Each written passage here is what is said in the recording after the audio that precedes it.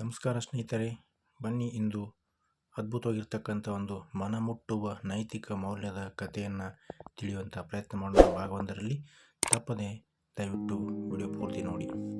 ಒಂದು ಊರಿನಲ್ಲಿ ಒಬ್ಬ ಒಕ್ಕಣ್ಣು ವಿಧವೆಯೊಬ್ಬಳು ತನ್ನ ಮಗುವಿನೊಂದಿಗೆ ವಾಸವಾಗಿದ್ದಳು.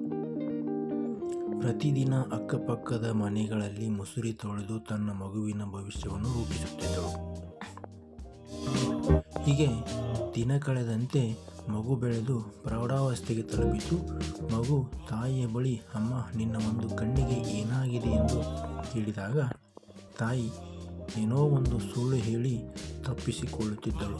ತಾನು ಪಟ್ಟ ಕಷ್ಟ ನನ್ನ ಮಗ ಪಡಬಾರದೆಂದು ಮಗನಿಗೆ ಏನೂ ಕೊರತೆಯಾಗದಂತೆ ನೋಡಿಕೊಳ್ಳುತ್ತಿದ್ದಳು. ತನ್ನ ಮಗ ಹಠ ಹಿಡಿದನೆಂದು ಅವರಿವರ ಬಳಿ ಸಾಲ ಪಡೆದು ಒಂದು ಸೈಕಲನ್ನು ಕೊಡಿಸುತ್ತಾಳೆ. ಹೀಗೆ ಒಂದು ದಿನ ತಾಯಿ ತನ್ನ ಮಗುವಿನ ಶಿಕ್ಷಣದ ಬಗ್ಗೆ ತಿಳಿದುಕೊಳ್ಳಲು ಶಾಲೆಗೆ ಹೋಗುತ್ತಾಳೆ. ನಂತರ ಶಾಲೆಯಿಂದ ಮನೆಗೆ ಬಂದ ಮಗ ಜೋರಾಗಿ ಕಿರುಚಿ ಅಳಲು ಪ್ರಾರಂಭಿಸುತ್ತಾನೆ.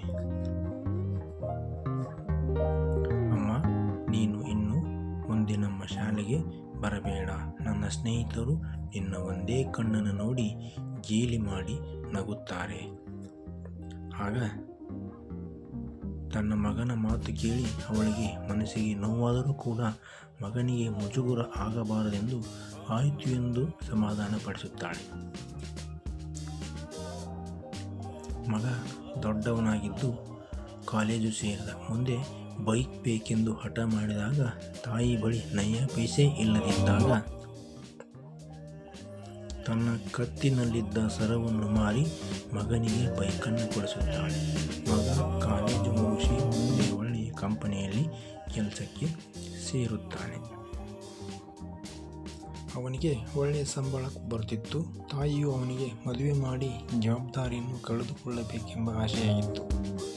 ಮುಂದಿನ ಭಾಗವನ್ನು 2ನೇ ವಿಡಿಯೋದಲ್ಲಿ ನೋಡೋಣ. ನಮಸ್ಕಾರ.